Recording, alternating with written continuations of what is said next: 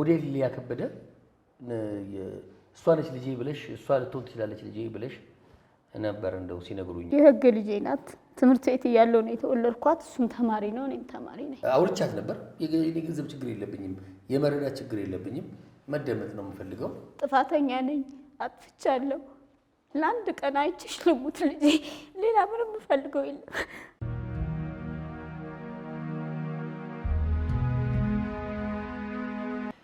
እጅግ አድርጌ የምወዳችሁ የማከብራችሁ ተመልካቾቼ ሰላም እንደምናችሁ፣ ፈጣሪ የተመሰገነ ይሁን። እኔ ደህና ነኝ።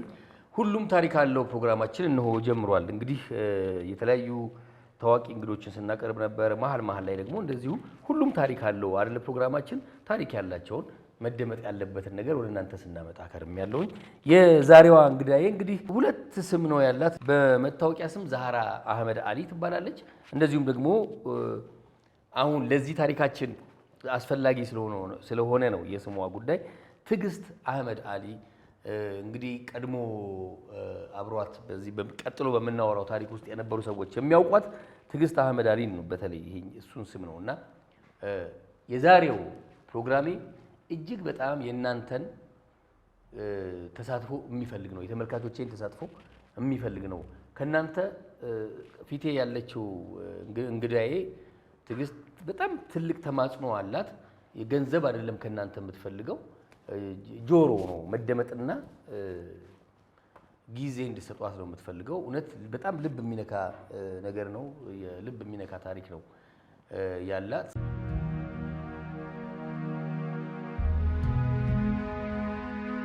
ትጂ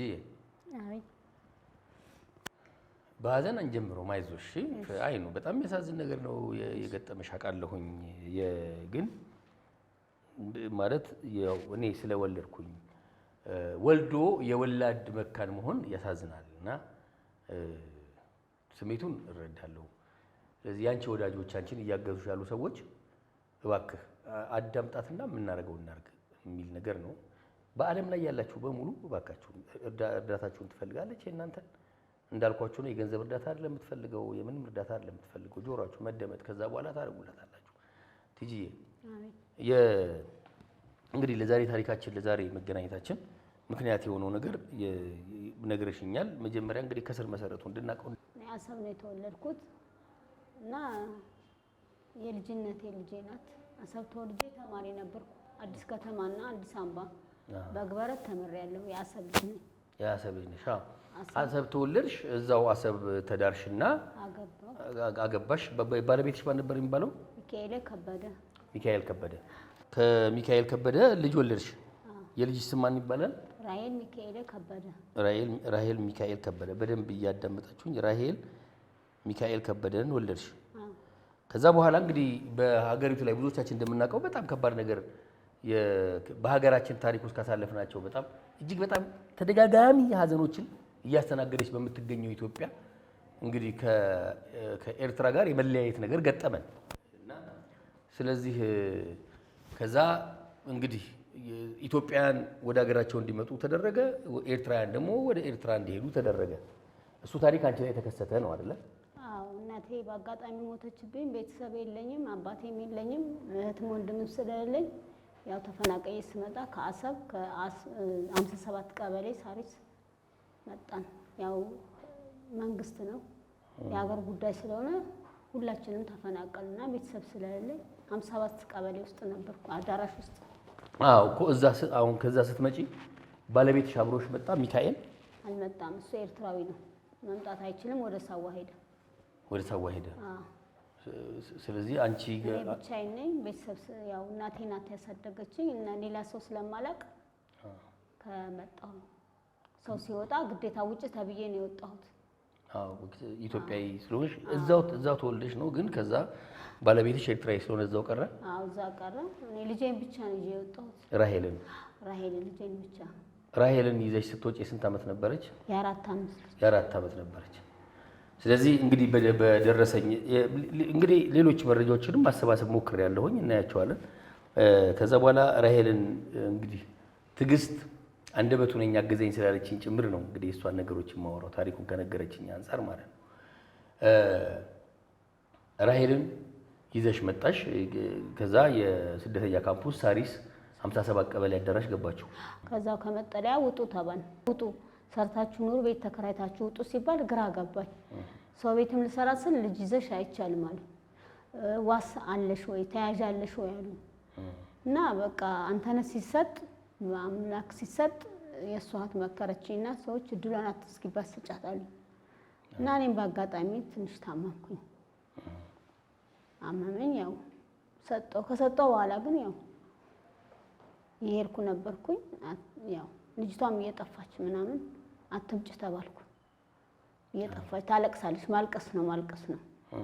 እኔ ስታየኝ ከሰው ጋራም ሲሄድ እናትሽ የትኛዋ ናት ሲሏት እኔን ነው የምትለው። እና የምመጣበት መንገድና የምሄድበት መንገድ ታውቃለች። የጠፋች አስቸጋረቻቸውና በቃ የውጭ ድርጅት መጥተዋልና ይዘዋት ሊሄድ ነው። ጠፍታብን 3 ጊዜ ይዘናታልና እንዳትመጪ አሉኝ እንጂ የሄድኩ እያየኋት እየቆጨኝ በቃ ስጡኝም ስል እምቢ አሉኝ። እና በጣም የልጄ ነገር ያሳስባል።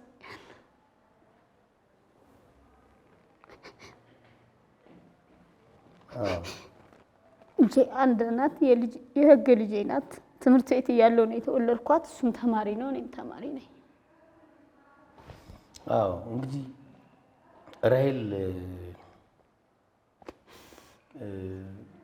ቲጂ አሁን ምንድነው ያው ዞሮ ምንድነው የልጄን አፋልጉኝ ነው ምንድነው አፋልጉኝ። መጀመሪያ ላይ የት ገባች? መጀመሪያ ላይ ቀጨኔ አካባቢ ያለ ቦታ እንደገባች ነግረሽኝ ነበር። አዎ እዛ ነው የገባችው። ወዲያውን አልቆየችም። 6 ወርም አልሞላትም እንደሰጠኋት። አዎ በወቅቱ እንግዲህ አብሯት የነበረ አንድ ሰው አለና ዶክተር ነው። እንደ መረጃ እንዲሆናችሁ ትዕግስት ልጇን መጀመሪያ የሰጠችው የነበረው ወደ ቀጨኔ አካባቢ የሚገኝ ማሳደጊያ ነው። ከዛ በኋላ ያንኑ ቀን ስለዚህ ልጆች የተለያየ የማሳደጊያ ድርጅቶች ውስጥ ሄዱ ስለነበረ ምን አለኝ ዶክተር እንግዲህ አብሯት የነበረ እኔ 7 ዓመት አካባቢ ይሆናለሁ አለኝ። እድሜ 7 ዓመት አካባቢ ይሆናል። እሷ 4 ዓመቷ እንደነበር ይሄ የሆነው መቼ ነው? 1991 ነው 1991 ላይ ማለት ነው። እና የገባች ቀን ነው የወጣችው። የገባች ቀን እናቴ እያለች ታለቅስ እንደነበረ በጣም እያለቀሰች እንደነበር አውቃለሁ አለ። እና እንደውም እያለቀሰ በምታለቅስበት ሰዓት ያስመልሳት እንደነበር አቅ ነበር። እና ልቤ ውስጥ ቀርታለች ውስጥ ያለች ምናምን አለኝ። ግን ያው በተለያዩ ምክንያቶች ባለመመቸት ወይም ደግሞ ካሜራ ላይ መቅረብ ባለመፈለግም ሊሆን ይችላል። ከዛ በኋላ ያው መረጃውን ከሰጠኝ በኋላ ተደጋጋሚ መደወሎች ሳደርግለት አላነሳልኝም። ችግር የለም ተረድቼዋለሁ። ግን መረጃው ይሄ ነው። እሱ እንዳንደበቶ የነገረኝ የገባች ቀን ነው ለክበበ ፀሐይ ተሰጠ። ክበበ ፀሐይ ሄደው አጣርተው ነበረ። ክበበ ፀሐይ እንግዲህ ትዕግስትን የሚያግዟት ሰዎች ሲያጣሩ መረጃዎች ተገኝተዋል። የሰዎች ችግራችን ነው ብለው የራሳቸው ችግር እያለባቸው የራሳቸው የኑሮ ውጣ ውረድ እያለ ሰዎችን የሚረዱ ሰዎች መኖራቸው እውነት እጅግ በጣም ደስ የሚል ነው እና የዛሬ ባለ ታሪካችንን በማገዝ በእውነት ከጎኗ በመቆም በማጽናናት እንግዲህ ቀጥሎ የምንሰማውን ታሪክ እዚህ ሚዲያ ላይ እንድትቀርብ በማድረግ ብዙ ሰዎች አብረዋት አሉ። አንዷ እህታችን ነሽ እንግዲህ እና ማን ልበል ስምሽ? አበባ ገብረስላሴ። አበባ ማለት በዚህ ፕሮግራም ላይ እንዲሆን የምትፈልጊው ምንድን ነው? ተመልካች የእሷን ታሪክ ሰምቶ እንዲያግዘን። ትዕግስት ወይም ዛህራ ለእናንተ ምንድን ነች? ለእኔ የእህቴ ጓደኛ ነች። የታላቅ እህቴ የመጀመሪያ እህቴ ጓደኛ ነች። ከዛ ያው እንደ ቤተሰብ እንትን ብለን በጣም እንጠያየቃለን። በቃ ኦልሬዲ ፋሚሊ በለን። ስለዚህ በአሁኑ ሰዓት እያገዛችኋት ያላችኋት እናንተ ናችሁ። ስለምታግዟት እጅግ በጣም ስለምታበረቷት እጅግ በጣም እናመሰግናለን። በፕሮግራሙ ስም እንግዲህ ትዕግስትን በማፋለግ ሂደት ውስጥ የት ምን አደረጋችሁ? ክፍለ ሀገር እንደሄዳችሁ ሰምቼ ነበር። ለምን ነበረ ክፍለ ሀገር ሄዳችሁ? ክፍለ ሀገር የሄድንበት ምክንያት በተመሳሳይ በእሷ ስም እንትን አለች ተብሎ ነው የሄድነው። ስንሄድ ግን ልጅቷ እሷ አይደለችም። የእሷ ልጅ የሆነ እናትየዋ የምታውቀው ምልክቶች አሉ። ጀርባዋ ላይ ያለ እዚህ 11 ቁጥር እዚህ ፊቷ ላይም አለ። እንደገና ደግሞ ልጅቷም የተሰጠችበት ዓመተ ምህረትና እሷ የሰጠችበት ዓመተ ምህረት እኩል አይደለም። በስም ተመሳሳይነት ነበር እዛ ሄደው። ራሄል ከበደ ነበር እሱ። አይ አያቷ አመሳሰል በስም መመሳሰል ነበር የሄድነውና እዛ የሄድንበት የተሰጠችበት ማቆያ ነበረ የነገሩን ማለት ነው። እንደዚህ የምትባል ራሄል የምትባል አለች ብለው ክፍለ ሀገር እዛ ስንሄድ ልጅቷ እሷ አይደለችም የተሰጠችበት ዓመተ ምህረት እናንተን ይለያያል። ለዛ ነው የሄድነው። በእንደዚህ አይነት ሁኔታዎች 26 ዓመታት ቆይታለች ማለት ነው። እንግዲህ ማለት መጀመሪያ የሰጠችበት ሰዓት ላይ ልጅቷ አሳዳጊ ስለተገኘላት አትመላለሽ፣ ምክንያቱም አንቺን ባየች ቁጥር እያስቸገረችን ነው፣ አትምጫሏት ቀረች። በሌላ ጊዜ ስትሄድ ወስደዋታል ብለዋት ነገሯት። እሷም በመሀል ታማ ስለነበረ ወጥታም ስለነበር ከሀገር ቆይታ ስትሄድ ሙሉ አድራሻውን አግኝተናል። ስሟን ፎቶ ምናምን አግኝተን ነበር። እዛ የተሰጠችበት አፍንጮ በር ጋር ሂደን ነበረ። እዛን አገኘን። ስሟንም ሁሉን ነገር አግኝተናል። ግን የወሰዷት ሰዎች አድራሻቸውን አላስቀመጡም። አድራሻውን ሊገኝ አልቻለም። ሲቀጥል ደግሞ እዛ የነበሩት አሁን እንዳለ ተቀይረዋል። ወጣቶች ናቸው። ኦልሞስት ከ26 ዓመት በፊት ስለነበረ ማለት ነው። አሁን ተወስዳለች ነው በቃ ተወስዳለች የሚለው መረጃ አለ። ግን አድራሻው ግን አልተቀመጠም። ስለዚህ ምን አሏችሁ እነሱ? ፋይል አስተካክለን እየደወላችሁ ጠይቁን፣ ፋይሉ ሲስተካከል መታችሁ ቼክ ታደርጋላችሁ እንጂ ፋይሉ አለ በደንብ። አዎ እንትኑን እኮ አገኘን። ይሄ ላንተ የላክንልህ ሁሉን ነገር አግኝተናል። ከዛን ግን የወሰዷት ሰዎች ግን እዛ የእሷን ያገኘንበት ቦታ ላይ አላስቀመጡ። አሁንም ያሉት ሰዎች አጋጣሚ ሆኖ አዲስ ናቸው፣ ቅጥረኞቹ ማለት ነው። እነዚህ እንትኖች የነበሩት ስለሌሉ እነሱ ደግሞ ፋይል እያስተካከልን ፋይል ካስተካከልን በኋላ መታችሁ ቼክ አድርጉ ብለውን ወጣ። በዚህ አጋጣሚ በወቅቱ የነበረው እውነት ይሄን ነገር እንደ ሰንዶ ማስቀመጥ መቻልም የክበበ ፀሐይ እንግዲህ ልትመሰገኑ የሚገባችሁ ጉዳይ ነው እና ስለዚህ እሱ መረጃ አለ። ግን ስለዚህ ይሄ በደንብ መጣራት ያለበት ጉዳይ ስለሆነ አጣርተን እነግራችኋለን የሚል ነገር ነው እና አሁን ሌላው ከባድ ያደረገው ነገር ምንድን ነው? እናት ትዕግስት እናት ለመሆኗ መታወቂያ ስታቀርብ ያቀረብሽው ዛህራ የሚል ነው። ዛህራ ሀመር ነው። የስም ለውጥ ኖሯል ማለት ነው። ለምንድን ነው የስም ለውጥ የሆነው? ያው ውጭ ሲሄድ ይዞኝ የሚሄደው ዛህራ ሀመድ በያለ። ስለዚህ ያን ጊዜ ተለወጠ፣ ስም ተለወጠ። መታወቂያም እንደዛ ሆነ። ናዝሬትም ስኖር ዛህራ ሀመድ ነው። ሊያ ከበደ ሞዴል ሊያ ከበደ እሷ ነች ልጄ ብለሽ እሷ ልትሆን ትችላለች ልጄ ብለሽ ነበር እንደው ሲነግሩኝና። አዎ ፎቶዋ መልኳ እኔን ነው የምትመስለው፣ እሷ ናት ብዬ ነበር። እሷ አይደለችም ግን ሁሉ ሰው አንቺ ነው የምትመስለው አሉኝ። አንገቷም ምናምን ሁሉም ነገሯ ግን አይደለችም አሉ። ለምን መሰለሽ አንቺ ሊያ ከበደ ስለምትመስል ስሟም እንግዲህ የመሰላት እንግዲህ በአያት ነው የሚጠሩት ሲሄዱ ውጭ በአያት ነው የሚጠሩት፣ በአባታቸው አይጠራም። ሊያ ከበደ የኔ ልጅ ራሄል ሚካኤል ከበደ ነው፣ ግን እነሱ በአያት ነው ስለሚጠሩ እሷ ልትሆን ትችላለች ብለሽ ትናልሽ። እንደውም የእሱም የሆነ አበባ ዘመር ነው በእንትን ላይ ሲያያት ረች ናት እንዴ ብሎ አለው። እኔ እስቲ እንዳትጮይ ምናምን ብለው ሲያሳዩኝ ራሱ ሰውም ሁሉ ደነገጡ። ግን አይደለችም እኛ ጋር እዚህ ነው የምናውቃት፣ እዚህ ተምራለች እዚህ ምናምን አሉ። እድሜዋ ደግሞ ትልቅ ናት። እድሜውም ስናየው 1991 ከሆነ የሰጠሽው አንቺ 2 ልጅ አላት። አዎ ትልቅ ናት በጣም እድሜዋ በጣም ሂዷን አሉኝ። እኔም ይሻልኩ ዞሮ ይሄን ማውራት ያስፈልገን በዚህ መጠን ነው። ያው ሲጨንቅ እሷ ትሆን እንደ ልጄ እሷ ትሆን በየቀኑ ይሄን ስቃይ ማሳለፍ እውነት ከባድ ነውና ቤተሰብ ዘመድ ወንድም ዘመድ ስላለኝ በጣም ግራ ገብቶኝ ነው እንጂ እስከ 4 ዓመት ሳሳድጋት እናቴ ናት ያሳደገችልኝ እና መከሯን አይታ ነው ያሳደገችኝ እሷንም ልጄንም። ግን በቃ ከሰጠው በኋላ ነው ይቆጭ እኔ ልጄ በጣም ከሰጠው በኋላ ነው የልጄ ነገር እንደ ወላድ ይቅመስ ወላድ አይቶ እንግዲህ ልጄን ያገናኘኝ የኢትዮጵያ ሕዝብ። እኔ ልጄ አንድ ልጄ ናት፣ አይኔ ናት። ቤተሰብ ዘመድ የለኝም፣ እሷ ናት ልጄ።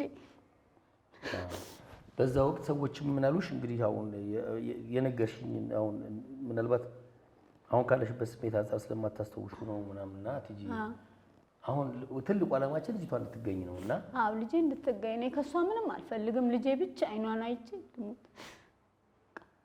ትሂድድራን አታርጊያት እንዳንቺ እዚህ ትንከራተታለች ምናምን ብለው በቃ ሰዎች መከሩኝ፣ አጠፉ። ስሰጣት እንደ ቀልድ ነው የመሰለኝ ማገኛት ምናምን ነው የመሰለኝ። እንደዚህ ማጣትም አልመሰለኝ። 26 ዓመቷ እንግዲህ አይኗን ሳላያት እና ኢትዮጵያ ሕዝብ እርዱኝ፣ አግዙኝ። ሰለሞንም እግዚአብሔር ይስጥህ እንዳገዝከኝ እድሜና ጤና ይስጥህ፣ አግዙኝ። ልጅን አጥቶ መኖር ከባድ ነውና ትዕግስት ፊታችሁ እያለቀሰች ነው የምትገኘው። እባካችሁ ማለት ሁሉም ጋር እንዲዳረስ ብናረግ እቺ ልጅ ፈጣሪ ፈቅዶ በህይወት እንድትኖር ያርግልንና በህይወት ካለች እንግዲህ ብሎ ነገርየው ዜናው እሷ ጋር ምናልባት በአድ ሀገር ካለችም አማርኛ እንኳን ባትችል አማርኛ የሚችሉ ሰዎች ኢትዮጵያውያን ትውልደ ኢትዮጵያውያኖች ምናምን እሷ ጋር ነገሩን ሊያደርሱ ስለሚችሉ ጭምር ነውና በተለይ ውጭ ያላችሁ እዚህም ኢትዮጵያ ውስጥም ያላችሁ ምናልባት ደግሞ በዛ ወቅት ክበበ ፀሐይ ላይ ሰራተኛ የነበራችሁ ሰዎች እዛ መስሪያ ቤት ላይ የተሰሩ የነበራችሁ ሰዎች ምናልባት ታሪኩን ታስታውሳላችሁ። እህታችን ትዕግስትን እንድታግዟት እንግዲህ በዚህ በቲዩቡ ስምና እሷን እያገዙ ያሉ በጣም በርካታ ሰዎች አሉ። አበባና ጓደኞቿ እንደዚሁ በእነሱ ስም እውነት ለእሷ በደንብ እየተንከራተቱ በደንብ እየለፉ ያሉ ናቸው። እና አበባ ገብረስላሴ አመሰግናታለሁ። ልደትንም በጣም ነው የማመሰግናት፣ በጣም ነው የምወዳት። በእሷ ትብብር ነው በእሷ ትብብር ነው። እግዚአብሔር ይስጣት። ለእሷ ብናገረው ቃላት የለኝም።